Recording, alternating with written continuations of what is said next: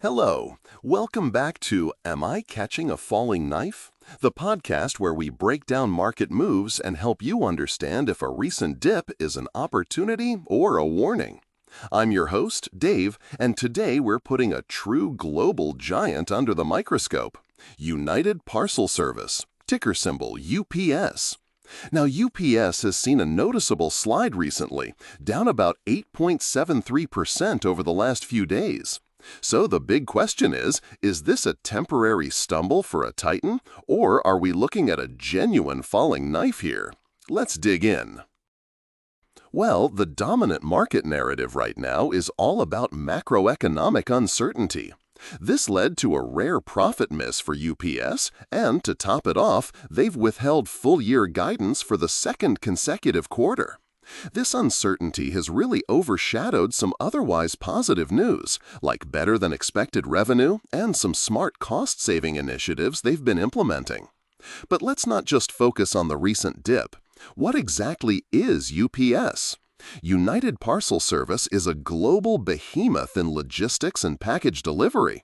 We're talking about a company that serves over 200 countries and territories, manages a massive network with more than 500 planes and 100,000 vehicles, and delivers roughly 22 million packages daily. Their core operations are split into U.S. domestic package, which accounts for about 65% of their revenue, and international package, making up around 20%. They also have a supply chain solutions segment at 15%. Beyond just delivering packages, they're involved in air and ocean freight, contract logistics, customs brokerage, and even healthcare logistics. Their strategy is crystal clear: customer first, people-led, innovation-driven. Now, let's dive into the core of the issue, that profit miss. How impactful was it? The market narrative clearly states a rare profit miss and them holding back guidance for a second time. For a company as stable and large as UPS, these are strong signals of significant and persistent pressure on their profitability. The profit pressure primarily comes from broader macroeconomic uncertainty, which, as you can imagine, impacts package volumes and pricing power right across their main segments, both domestically and internationally.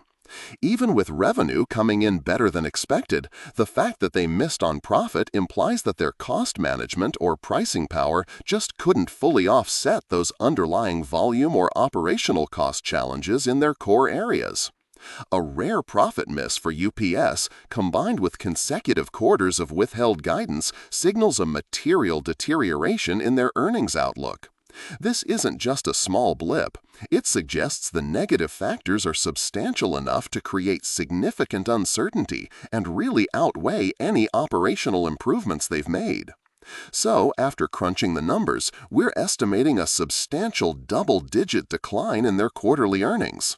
Considering the broad impact across their core segments and management's own lack of forward visibility, we're looking at a decline in the range of 15% to 25% relative to prior expectations or year-ago performance, centralizing our estimate at about a 20% negative impact.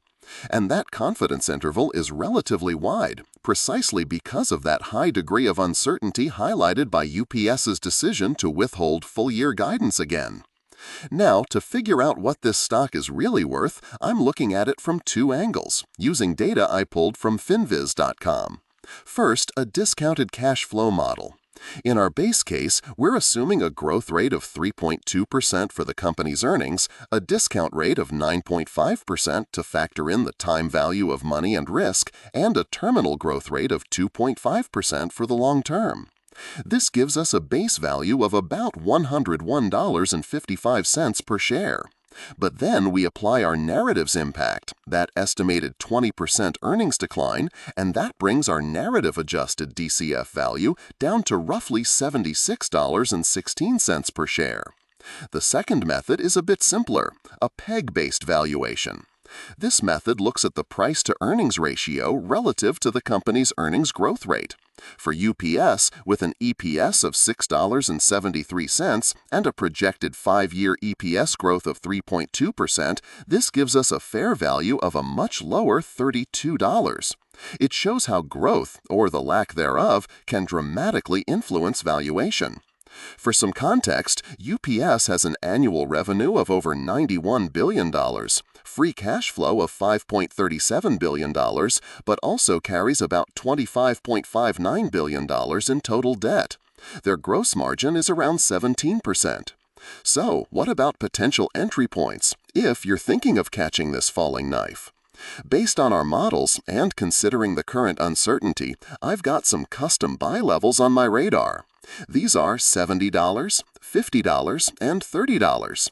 These are the levels where, for a long-term investor, the risk-reward profile starts to look much more appealing, especially if we see continued weakness or a clearer picture emerges on their future profitability. All right, that wraps up our deep dive into UPS.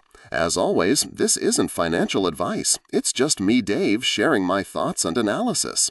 Do your own thorough research, consult with a financial advisor, and make decisions that align with your own financial goals and risk tolerance. Thanks for tuning in to Am I Catching a Falling Knife? And until next time, keep those portfolios sharp.